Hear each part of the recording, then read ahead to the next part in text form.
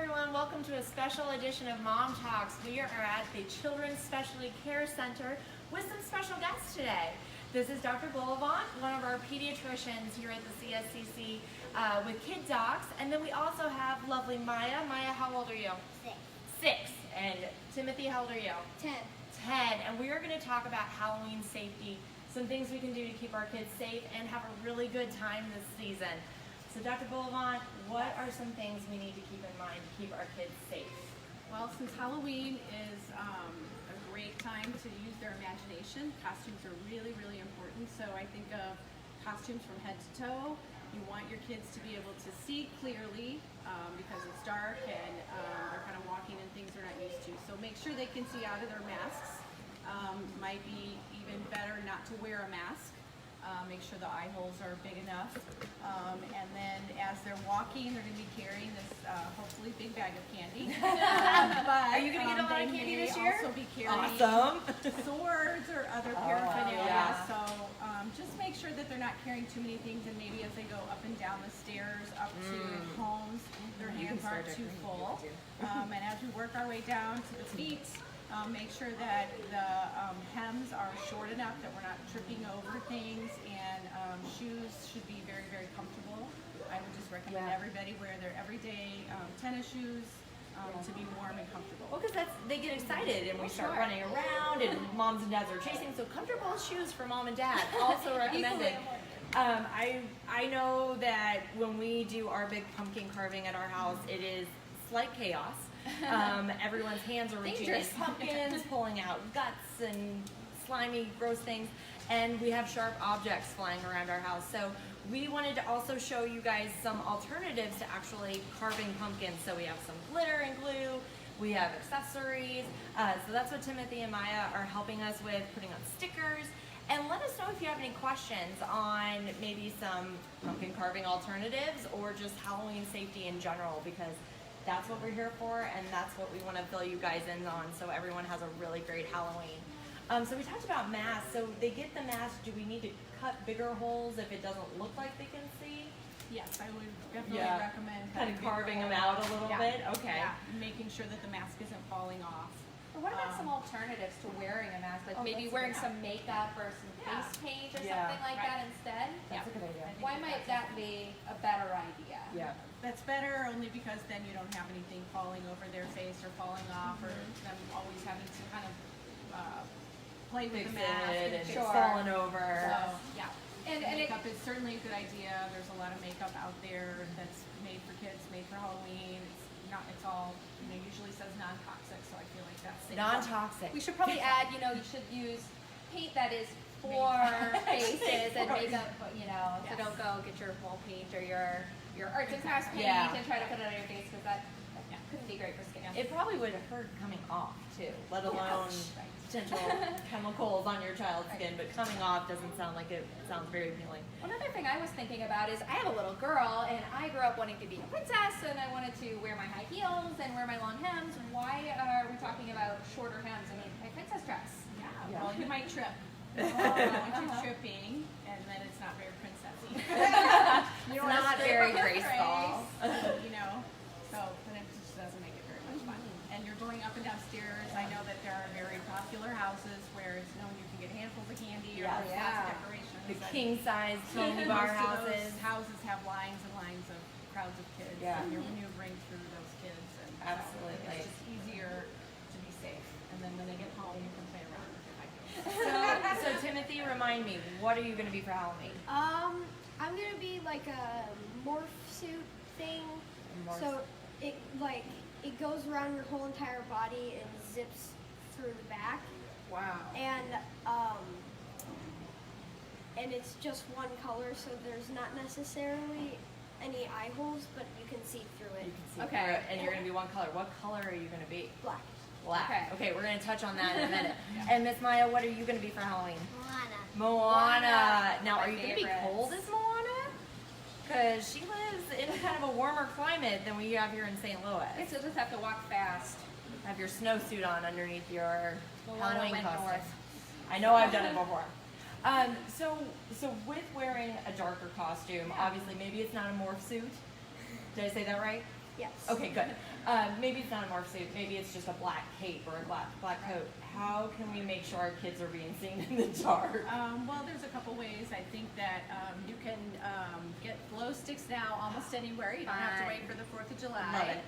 But those come a lot of places. And you can dump those in their candy bucket or exactly. Put them around around the the wrist wrist or their neck. Yeah. Also, reflective tape is a good idea. You can get those at a lot Yeah. of different stores, Target, Walmart, Amazon, all of those kind of places carry reflective tape. So I think that carrying a flashlight is also another good way. Or Simple. using these. Yeah. We also have, yes, little we have flashers. these. They flash, so they light up. Easily seen, can hold Flip them it on on to candy you. buckets. Right. So it's very important that your kid be seen. Pedestrian accidents are actually the #1 risk for you on Halloween for you and your children because there's lots of people out. It's typically after dark, and there's also a lot of cars out full of kids, and everybody's very excited.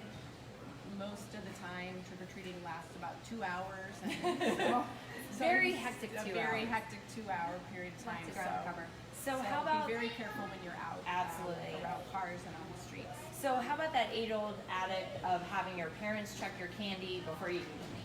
I still think it's a pretty good idea. I think that probably a lot of candy gets eaten before it gets checked.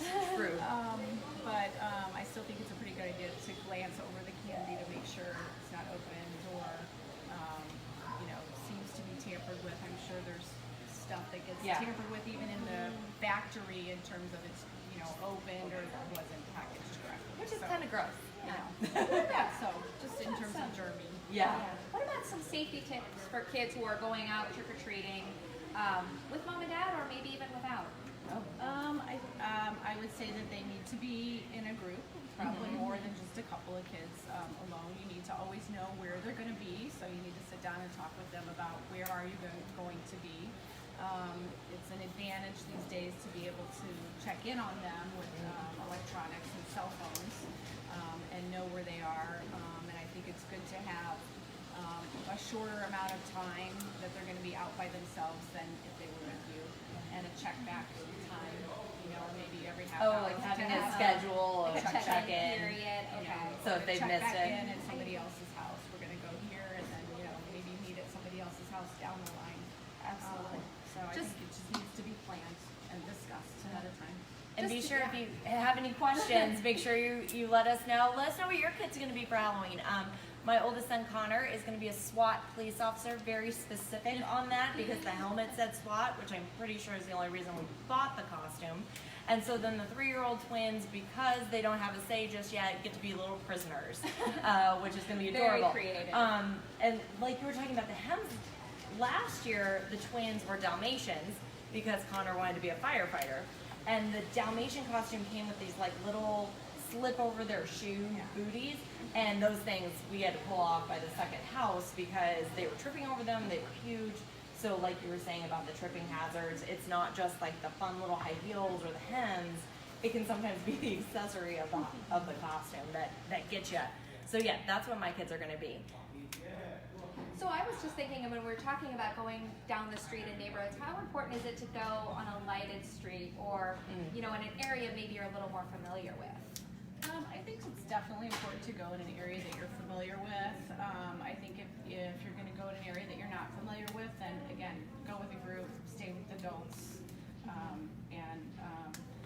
I wouldn't go in an area that's not lighted because again, it's just that time where pedestrian accidents are high. So be smart about that. What was the other part of your question? Here's another question. What are some resources if my child does fall down or gets hurt on Halloween? What are some resources here at Children's to help take care of them morning after or maybe even before? Yeah. Well, hopefully most of those things are going to be mild. Yes. But, we have an after-hours service or 4x4 kids that you can call and make a triage with. If it seems like something that's more severe than that, then certainly you should call your doctor.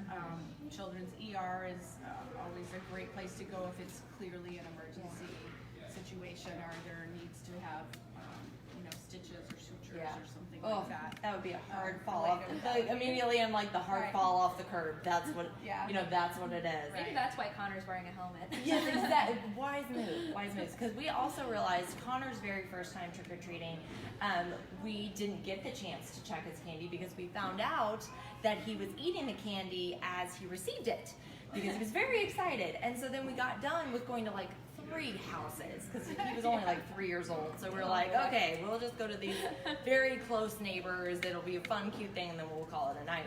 And we're like, okay, buddy, let's see what you got. And there was nothing but wrappers. And we realized he had eaten all this candy. And of course, all the neighbors, oh, Connor, we're so excited to see you. We're giving him just handfuls of candy. What do we do if we're seeing homemade treats that people might hand out? I would, unless you know the person, I think if you know the person, then I think a homemade treat is certainly one thing. Yeah. Otherwise, I don't think it's very common. Yeah. Otherwise, I think I would reject it because Okay. you just don't know. And then that also brings up, in my mind, homemade treats are always a no-no for any kids who have allergies. Oh, it's good. And at least 1 out of every 20 to 1 out of every 25 kids has some type of food allergy. Oh, so gosh, that's Halloween a is lot. a whole nother ball game for them in terms of having to read labels and not eating as much of the candy. So having some different Having options. to, So I think that's a good segue. Yeah. So tell us about our stickers Yes. that we have on. I don't know if you Okay. can see them from there. What is the Teal Pumpkin Project? The Teal Pumpkin Project is a project from the Food Allergy Network, which is a national network here in the United States and worldwide as well. And it is a support network for families of children with food allergies. They publish information about labels that may have been wrong, foods that may have been wrongly labeled. If you're part of their organization, they publish cookbooks that may not have, that don't have eggs or milk in the recipes. And in general, they're just a very good supportive network of how to manage and how to live with a child with food allergies. So it sounds like definitely something to think about as the candy distributor. Maybe having some if you're gonna do M&Ms, maybe having peanut-free M&Ms as well as peanut, and asking and seeing, or maybe some gluten-free options. I don't think most candy has egg in it, but always definitely something to. It may. It may. So the Teal Pumpkin Project specifically is to notify people that if you had the stickers or you had the posters, the stickers kind of look like this when you order them. If you have that at your house, then that alerts somebody that you have other options. That you would to have candy or maybe a bag of pretzels or something that is peanut and nut free.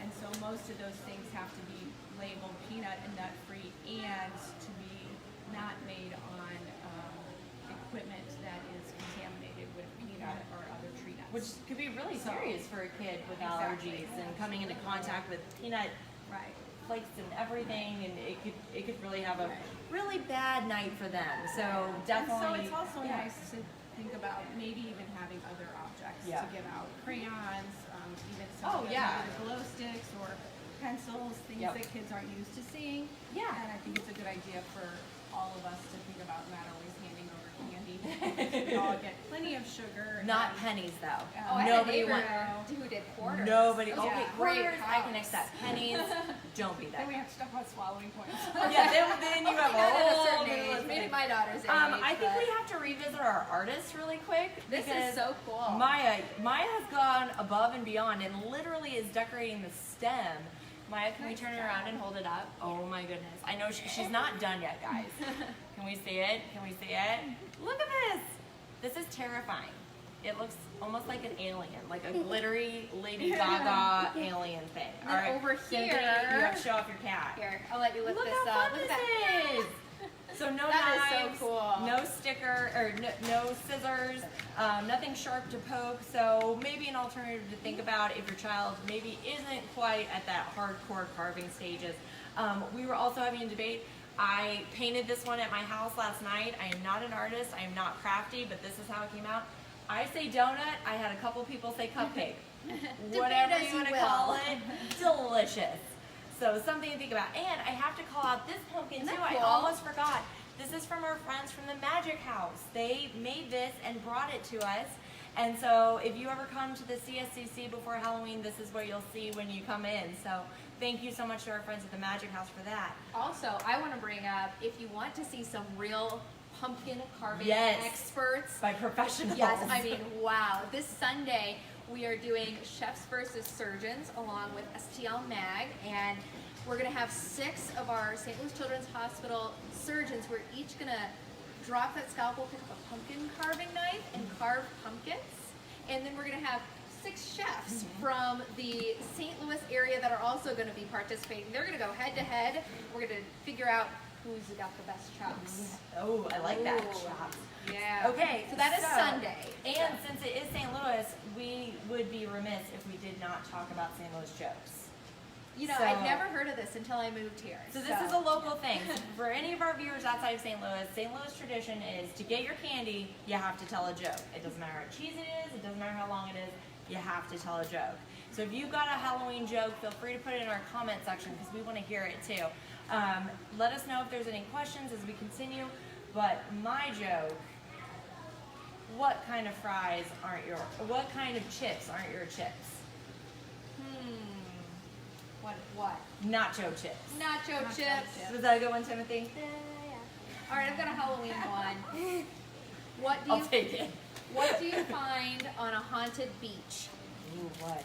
A sandwich. Ew. See, they're not dad jokes, they're mom jokes. Yeah, we I'm going got with that nothing. one this We got year. nothing. Anything we haven't touched on yet that you think would be really helpful for parents or kids to know as they come up on Halloween and just best practices to keep in mind?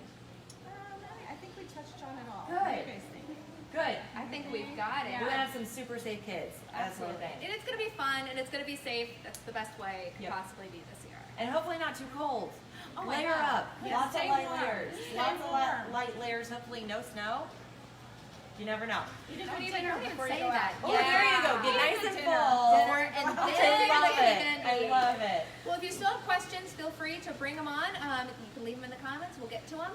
Yeah, and we will see you this Friday, actually, back here at the CSCC. We're going to be down in the OR telling you all about what happens the first time your child needs minor surgery. So we'll be here at 11 o'clock on Friday, and we hope to see you then. By all means, let us know if there's any questions or anything we can do to help. I'm Laura. Thank you, Maya. Thank you, Timothy. Thank you guys so much for being here. We really appreciate it.